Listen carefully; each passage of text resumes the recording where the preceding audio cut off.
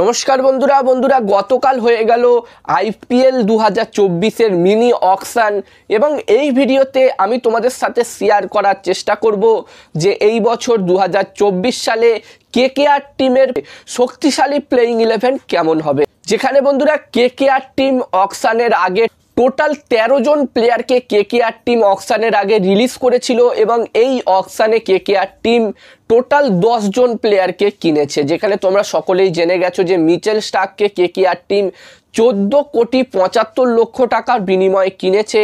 এছাড়াও KKR team case Bharat, চেতন Zakaria, শেরফেনে রুদারফোর্ড, Ramandeep Singh, Mujibur Rahman, Manish Pandey, Angkrish Raghuvanshi, Shakib Hossain, Goose অ্যাকিটসনের মতো প্লেয়ারদের দলে নিয়েছে এবারের এই অকশনে।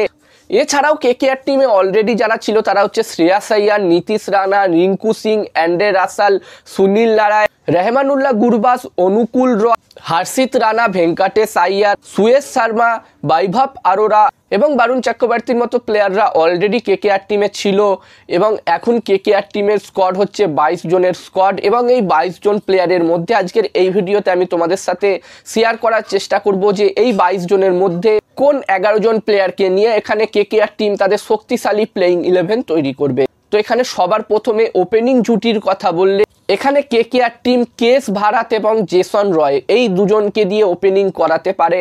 যেখানে বন্ধুরা রহমানুল্লাহ গুরবাজকে হয়তো কেকেআর টিম প্রথমের দিকে প্লেইং 11-এ খেলাবে না।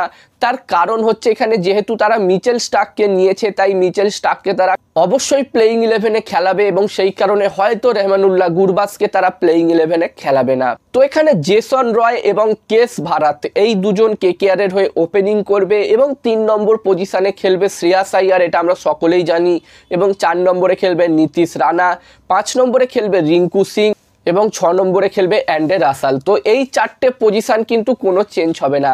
হয়তো ব্যাটিং অর্ডার চেঞ্জ হতে পারে, কখনো নীতিশ রানা ওপরে আসতে পারে, শ্রেয়াস আইয়ার নিচের দিকে আসতে পারে, বা রিঙ্কু সিং ওপরের দিকে আসতে পারে, বা অ্যান্ড্রে রাসেল ওপরের দিকে আসতে পারে। তবে এই 4 জনই খেলবে 3, 4, 5, 6 পজিশনে এবং এরপর 7 নম্বর পজিশনে খেলবে সুনীল নারায়ণ, 8 নম্বরে খেলবে মিচেল স্টার্ক, 9 নম্বরে এখানে হর্ষিত রানা না হলে চেতন সাকারিয়া। এই দুজনের মধ্যে যে কোনো একজনকে খেলাতে পারে কেকেআর টিম। এবার দেখার বিষয় থাকবে এখানে কেকেআর টিমের ফার্স্ট চয়েস কে থাকবে, চেতন সাকারিয়া নাকি হর্ষিত রানা। যেহেতু বন্ধুরা মিচেল স্টার্ক একজন লেফট হ্যান্ড ফাস্ট বোলার খেলছে তাই এখানে আমার মতে হর্ষিত রানাকেই কেকেআর টিম সুযোগ দেবে প্রথমের দিকে। যদি হর্ষিত রানা এখানে ভালো করতে না পারে তাহলে হয়তো পরবর্তীতে এখানে চেতন সাকারিয়াকে কেকেআর টিম নিতে পারে। এবার দেখার বিষয় থাকবে কি হবে। তবে এখানে আমার মতে কেকেআর টিম হর্ষিত রানাকেই সুযোগ দিতে পারে। আর 10 নম্বর পজিশনে খেলবে এখানে বরুণ চক্রবর্তী এবং 11 নম্বর পজিশনে খেলবে সুয়াস শর্মা। যদিও বন্ধুরা এখানে সুয়াস শর্মা এবং ভেঙ্কটেশ আইয়ার এই দুজনের মধ্যে পরিবর্তন হতে পারে। এখানে ইম্প্যাক্ট প্লেয়ার রুলস হিসাবে যদি কেকেআর টিমের প্রথমে ব্যাটিং হয় তাহলে ভেঙ্কটেশ আইয়ার খেলবে প্লেইং 11-এ এবং সুয়াস শর্মা ইম্প্যাক্ট প্লেয়ার হিসাবে আসবে। আর যদি কেকেআর টিমের প্রথমে বোলিং হয় তাহলে প্লেইং 11-এ সুয়াস শর্মা খেলবে এবং ভেঙ্কটেশ আইয়ার এখানে ইম্প্যাক্ট প্লেয়ার হিসাবে আসবে, যেটা আমরা 2023-এর আইপিএল-এ দেখেছিলাম। আমার মতে এখানে ভেঙ্কটেশ আইয়ার এবং সুয়াস শর্মা এই দুজনকে এখানে ইম্প্যাক্ট প্লেয়ার হিসাবে কেকেআর টিম খেলাবে।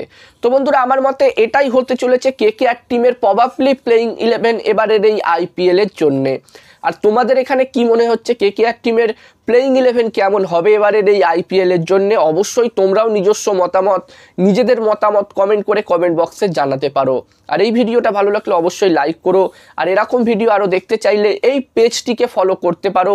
আর ভিডিওটা ইউটিউবে দেখলে অবশ্যই চ্যানেলটিকে সাবস্ক্রাইব তোমরা করে নিতে পারো।